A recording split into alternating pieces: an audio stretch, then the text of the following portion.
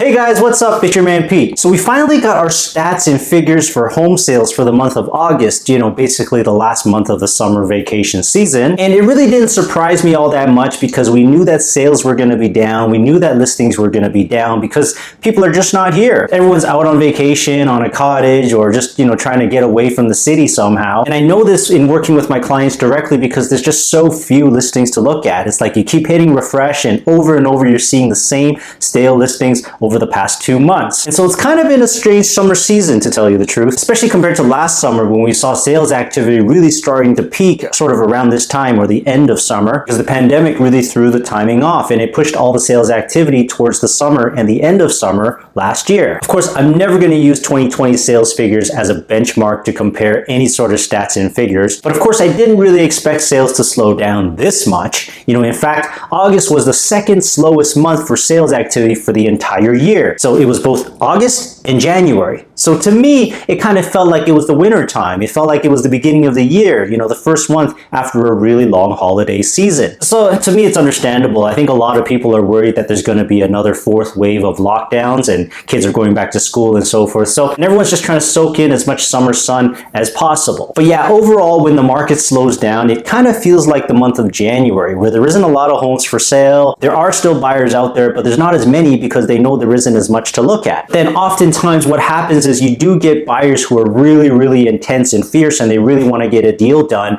even though there's low listing activity. Obviously, this is probably for personal reasons. Usually in January this happens because people couldn't get into what they wanted the year before, so they become a lot more hungry and ready to buy a property as soon as the new year begins. But all this really does is it leads to more fierce and intense competition for properties that are just meh. But then of course, for some very lucky or deliberate sellers, sometimes they put their houses on the market in January because they know there's less competition, there's less other homes to sell against. And so oftentimes you will see price records breaking in the months, say in January, or in this case here, August. So what that means is prices have not really gone down. In fact, sometimes in these slower listing months, you see prices actually go up a little, but they don't stay that way. They don't sustain that way because you're going to see more activity coming out. And we hope we're going to see more activity coming out for the months of September, October, and November. By the way, congratulations for you sellers out there who put your house for sale and probably got many multiple offers and did really well over the summer of 2021.